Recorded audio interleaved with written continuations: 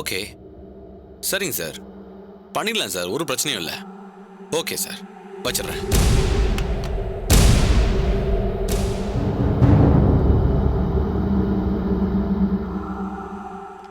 மரிச்சாமி sir, என் கூட வாங்க. என்ன சார்? வாங்க, ஒரு முக்கியமான விஷயம் சொல்றேன், வாங்க வாங்க.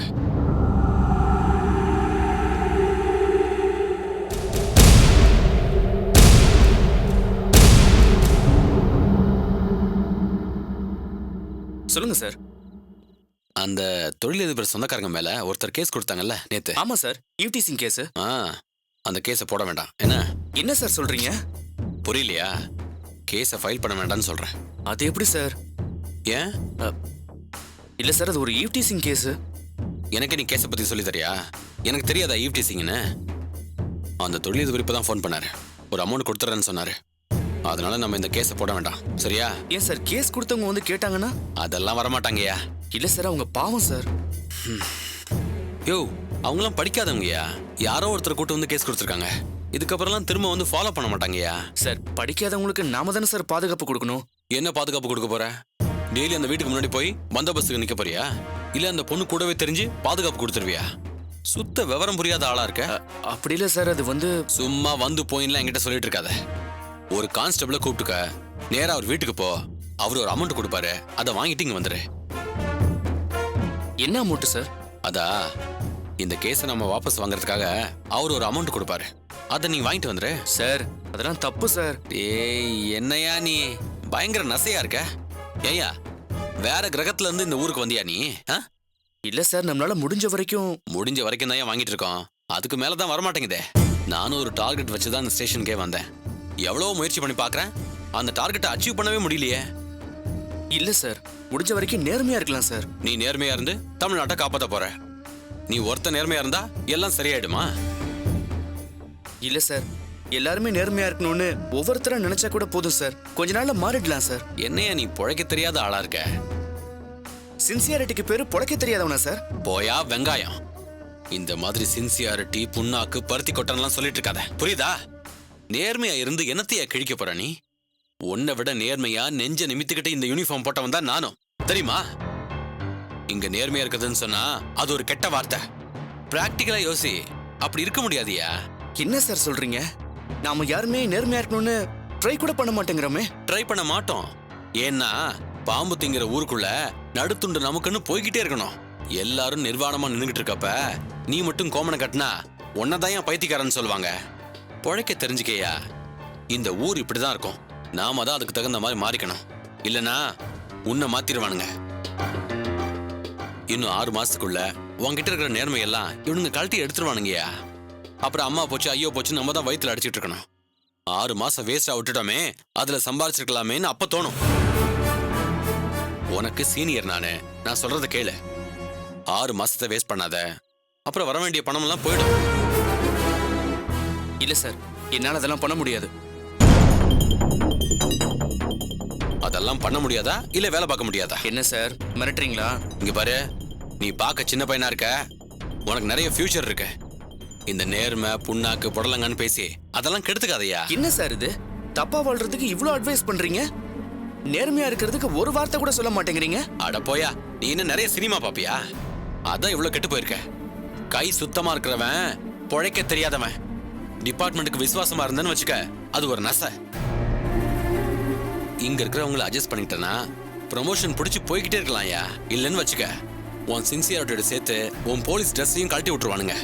அப்ப வலிக்கும் பார் மனசு. ஏண்டா நேர்மையா இருந்தோன்னு நெஞ்சில் அடிச்சுக்கிட்டு அழுவ நீ. எனக்கெல்லாம் இது நடந்துச்சியா, அதனால தான் நான் சொல்றேன். நீ நேர்மையா இருக்கிறதால இங்க எதுவுமே மாற போறதில்ல. எதையும் உன்னால மாத்தவும் முடியாதியா. இங்க தப்பு நடக்கும், கொலை நடக்கும், கஞ்சா விப்பான். நீ ஒருத்த நேர்மையா இருந்து எல்லாத்தையும் திருத்திடுவியா?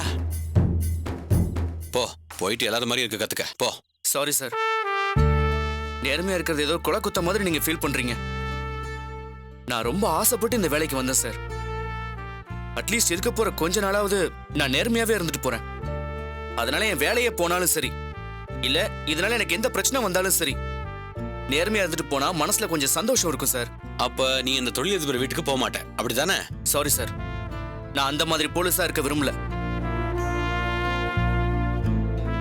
சரி, நீ கிளம்ப, போய் ஏட்ட வர சொல்லு.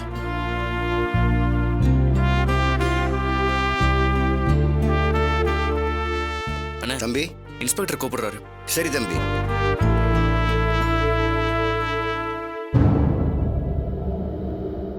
ஐயா கூப்பிட்டீங்களாமே? யோ, இது நீ பூனையை மடியில கட்டிட்டு சகுனம் பார்த்த மாதிரி பெரிய இம்சையா இருக்கான். புதுசு இல்லையா? அப்படிதாங்க ஐயா இருப்பாரு. என்னையா புதுசு பழசுன்னு கிட்ட? போலீஸ் ட்ரைனிங் போறப்பவே அவனுக்கு 10 கை முளைக்குது. இங்க வாங்கலாமா அங்க வாங்கலாமான்னு. இவன் என்னடான்னா நீதின்றான், நேர்மன்றான், நியாயன்றான். இல்லைங்க ஐயா, கொஞ்ச நாள் எல்லாம் சரியாயிடும். சரி ஆகணும். இன்னும் அவனுக்கு 1 வாரம் தான் டைம். அதுக்குள்ள சரியாகிறானு பாரு. இல்லைன்னா டைம் கிடைக்கிறப்ப தட்டி விட்டுறேன். பாவங்க ஐயா அவரு. யோ, இவனுக்கெல்லாம் நீ பாவம் பார்த்த உன் குடும்பம் நடுத்தருவில் நிற்கும். பரவாயில்லையா? இவெல்லாம் காலை சுத்தின பாம்பு மாதிரி எப்ப வேணா கடிச்சு வைப்பான். இவெல்லாம் என்னைக்கு வேணாலும் ஹையர் ஆஃபீஸர் போட்டு கொடுத்துருவான்யா. பார்த்து ஜாக்கிரதையாரு. நீ என்ன பண்ற? கான்ஸ்டபிளை கூப்பிட்டுக்க. அந்த தொழிலதிபர் வீட்டுக்கு போ. அவர் கொடுக்குற அமௌண்ட்டை வாங்கிட்டு வந்துரு. சரியா? சரிங்க ஐயா. யோ, ஐயா, நீ அவனோட சேர்ந்து உள்குத்து குத்துனன்னு வச்சுக்க. ஐயோ அப்படிலாம் ஒண்ணும் இல்லைங்க ஐயா. போ.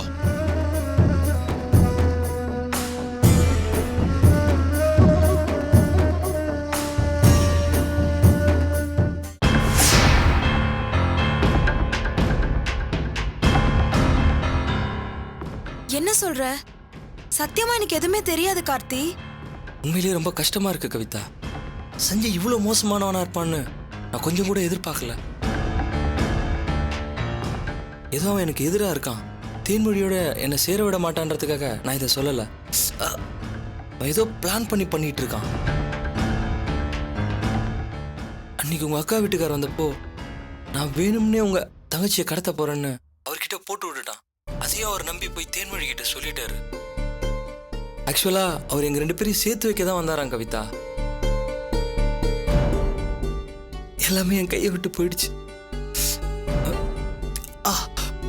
இனிமே தேன்மொழி என் வாழ்க்கையில கிடைக்கவே மாட்டான்ற சுச்சுவேஷன் வந்துடுச்சு. இது எல்லாத்தையும் தாண்டி அவன் என்னை போட்டு அடிச்சுட்டான் கவிதா. இதெல்லாம் நான் ஏன் உங்ககிட்ட சொல்றேன்னா, அவன் ஏன் இப்படி மாறிட்டான்னு எனக்கு தெரியல. முடிஞ்சா நீ அவனை மாத்து, இல்ல முடிஞ்ச வரைக்கும் நீ கொஞ்சம் பத்திரமா இருந்துக்க கவிதா. சத்தியமா சொல்றேன், தேன்மொழியை நான் கல்யாணம் பண்ணாலும் பண்ணலனாலும் உங்க வீட்டு மேல ரொம்ப அக்கறையா தான் இருக்கேன். இந்த அக்கறை சாகர வரைக்கும் இருக்கும். நீ, உங்க அக்கா, உங்க அப்பா, உன் தங்கச்சி எல்லாருமே நல்லா இருக்கணும்.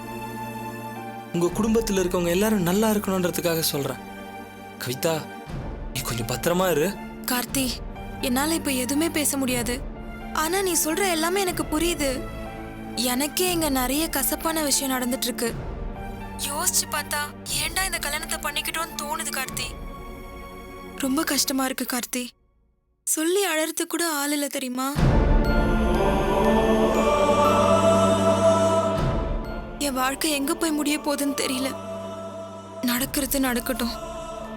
சரி, நீ அமைதியா இரு. நான் தேனுக்கிட்டயோ எங்க அக்கா கிட்டயோ இதை பத்தி பேசுறேன். இல்ல இல்ல இல்ல வேணாம் கவிதா. தேனு ரொம்ப ஸ்ட்ரிக்டா சொல்லிட்டா. அதுக்கப்புறம் இது வேற தேவையில்லாத ஒரு பிரச்சனையா கிளம்ப போகுது. நீ சொல்ற மாதிரியே நானும் சொல்றேன். நடக்கிறது நடக்கட்டும். வேற என்ன பண்ண முடியும்? சரி, பாய் கவிதா. நீ கொஞ்சம் பத்திரமா இரு.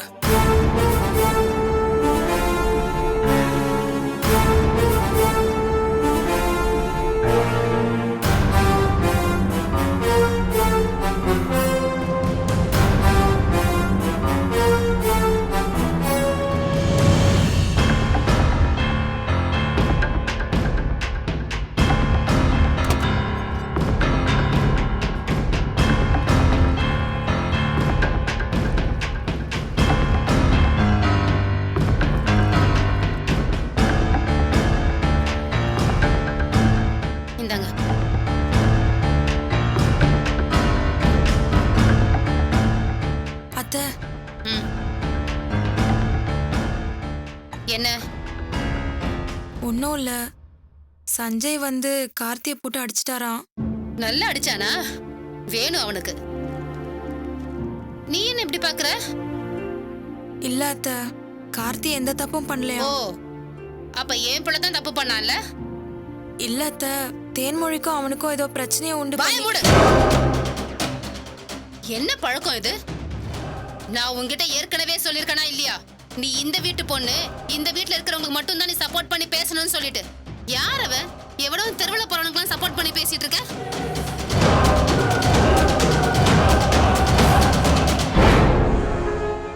அந்த பொறுக்கி கிட்ட நான் அன்னைக்கே சொன்னேன், இங்க போன்லாம் பண்ணக்கூடாது, வரக்கூடாதுன்னு சொல்லிட்டு. அதையும் மீறி பண்றான்னா அவனுக்கு என்ன திமிரு இருக்கும்? அது என்ன, கல்யாணமான பொண்ணுக்கு ஒருத்தன் வெளியில இருந்து போன் பண்றது? அத்தை, அவன் என் தங்கச்சியை லவ் பண்றான். ஏய், உன் தங்கச்சி அவன் கல்யாணம் பண்ணிருந்தாலே போன் பண்ணக்கூடாதுன்னு சொல்லுவேன். அவன் லவ் தானே பண்றான்.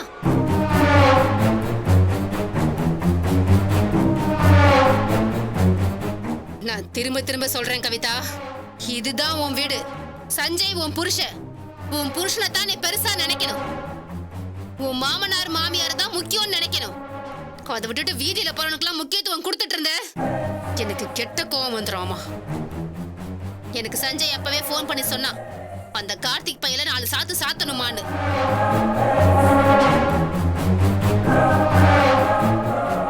நான் தான் நல்லா குடுடான்னு சொன்னேன். நான் பெத்த பிள்ளைய அந்த கார்த்தி அடிப்பான், அதை என் பிள்ளை வாங்கிட்டு வருவானா? இத பாரு, நான் சொல்றத சொல்லிட்டேன். இதுக்கப்புறம் சஞ்சய் வீட்டுக்கு வந்த உடனே கார்த்திக் அதாயிட்டான் இதாயிட்டான்னு ஏதாவது சொல்லிக்கிட்டு இருந்த, அப்புறம் நான் மனுஷியாவே இருக்க மாட்டேன்.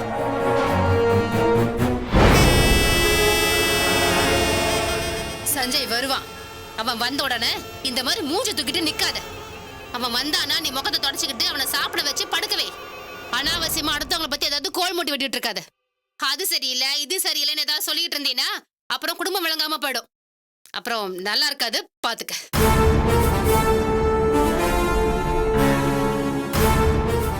என்ன, நான் சொன்னதெல்லாம் மண்டையில ஏறிச்சா? போ போ.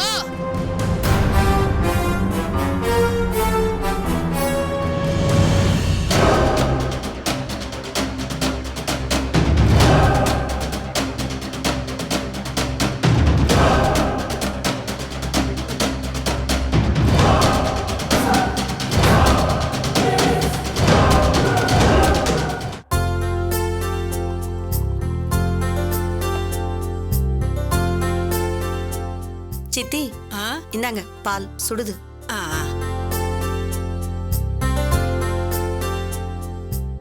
எடுத்து வை.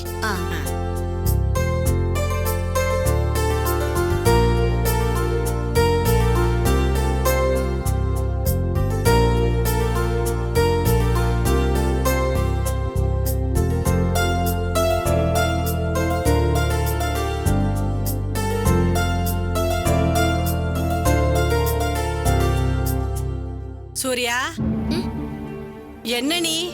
உன்னை பத்தி நாங்க ஏதாவது பேசுறோமா என்ன? எட்டி எட்டி பாக்குற? அதெல்லாம் ஒண்ணும் இல்ல பாட்டி. முதல்ல புத்துக்குள்ள இருந்தே பாம்பு தலை நீட்டி நீட்டி பாக்குற மாதிரி பாக்காத. எதுவா இருந்தாலும் வெளியே வா, இல்லைன்னா உள்ளேயா இருந்துக்க. இப்பதானே சொன்னேன் வெளியே வந்து நில்லுன்னு.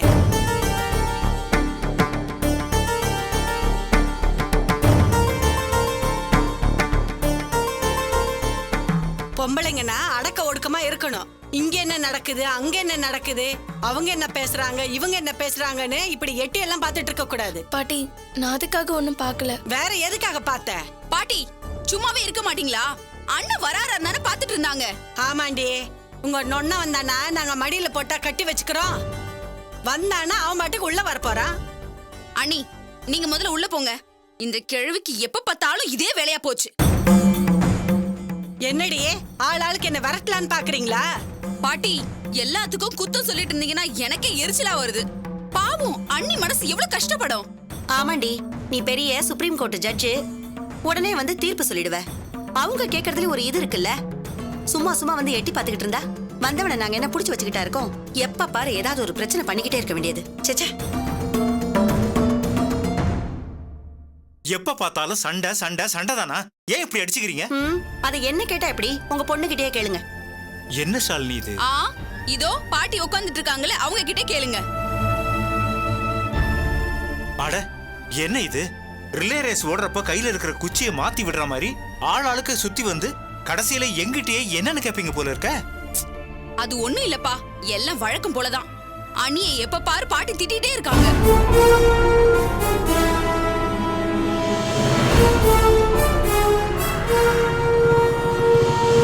ஏய், மாரிச்சாமி வந்துட்டான். தேவையில்லாம பேசி எரிச்சலை கிளப்பாதீங்க.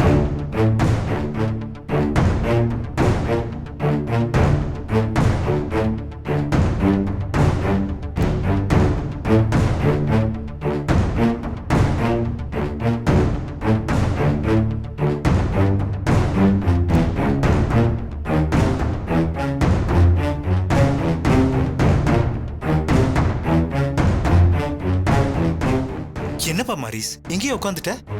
ஒன்றும் இல்லைப்பா. ஏன்பா என்னமோ ஒரு மாதிரி பேசுற? உடம்பு கிடம்பு சரியில்லையா? டாக்டர் கிட்ட போலாமா? அதெல்லாம் ஒன்றும் இல்லைப்பா. சரி வா, உள்ள வா. வாப்பா.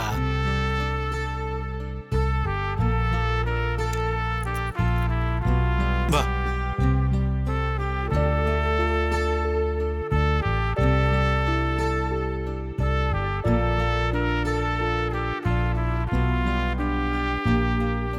ஈஸ்வரி, உன் புள்ள ரொம்ப டல்லா வந்திருக்கான். என்ன ஏதுன்னு கேளுமா? போ. என்ன சொல்றீங்க மாரிஸ்? என்னப்பா ஆச்சு? என்ன ஜொரங்கிரும்? ஐயா, உன்னோட பெரிய தொந்தரவா போச்சு. வேலைக்கு போயிட்டு வந்த புள்ளைய நிம்மதியா இருக்க விட மாட்டியா? போலீஸ் வேலையெல்லாம் அங்க இங்க அலைஞ்சிட்டு வந்ததுல உடம்பு நோவா இருக்கும். ஏன்பா என்னப்பா ரொம்ப அலைச்சலா? என்னன்னா ஓவர் கலெக்ஷனும் ஓங்கி உன்னை அரைஞ்சினா தெரியும்.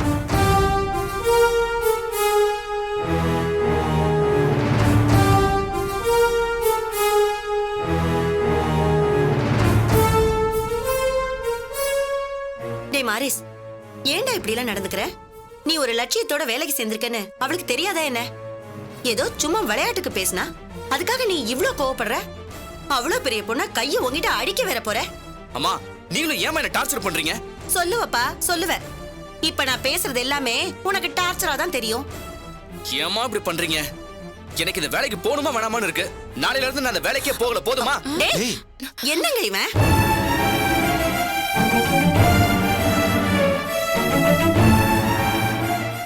டேய் மாரிஸ், என்னப்பா நீ?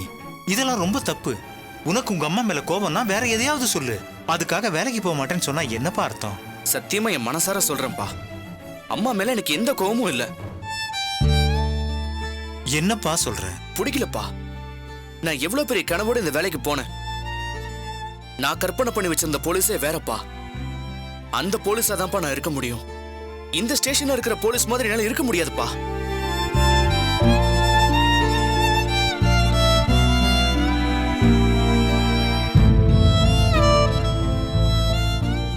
நீங்க எல்லாம் தூங்குறப்போ உங்க கனவுல என்ன வரும்னு தெரியாதுப்பா. ஆனா நான் தூங்குறப்போ என் கனவுல போலீஸ் ட்ரெஸ் போட்டுட்டு போய் கம்பீரமா நின்னு பாவப்பட்டவங்களுக்கும் ஏழைங்களுக்கும் சர்வீஸ் பண்ற மாதிரி தான் என்னால கனவு காண முடியுது.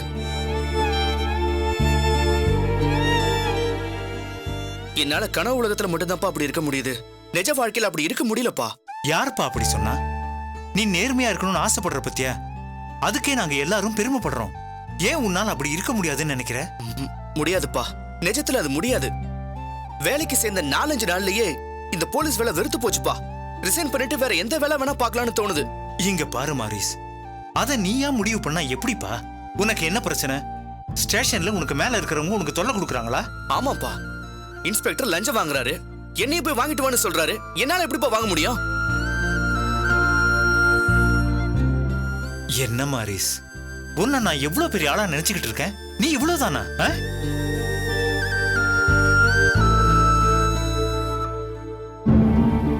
ஏன்பா ஒரே ஒரு இன்ஸ்பெக்டரையே உன்னால சமாளிக்க முடியலனா, நீ போலீஸா இருந்து இந்த பக்கம் கொள்ளக்காரன், கொலகாரன், அரசியல்வாதி, ஆன்மீகவாதி, அவன் இவன் தோளான் தொப்பலான்னு எல்லாருமே உனக்கு எதிராக தானே இருப்பாங்க. அவங்களை எல்லாம் நீ எப்படி சமாளிக்க போற? டேய், நீ முழுசா வேலைக்கு போய் ஒரு 4-5 நாள் ஆயிருக்குமாடா? அதுக்குள்ள உனக்கு ஏன்டா இந்த வேலை பார்க்க பிடிக்கலன்னு சொல்ற? வேலையை தூக்கி போட்டுருவேன்ற? நீ எல்லாம் போலீஸா இருக்கிறதே வேஸ்டா.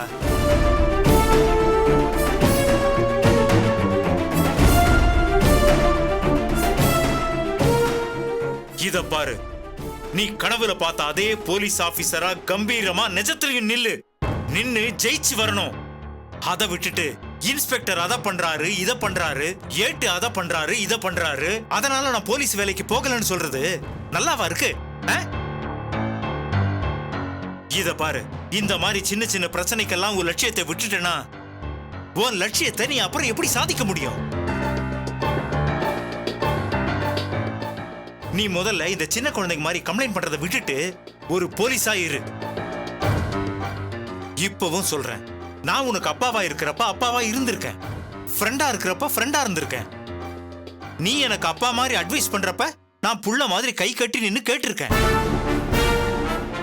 இப்ப நான் உனக்கு ஒரு ஃப்ரெண்டா இருந்து சொல்றேன், நீ போலீஸா பெரிய ஆளா வருவடா.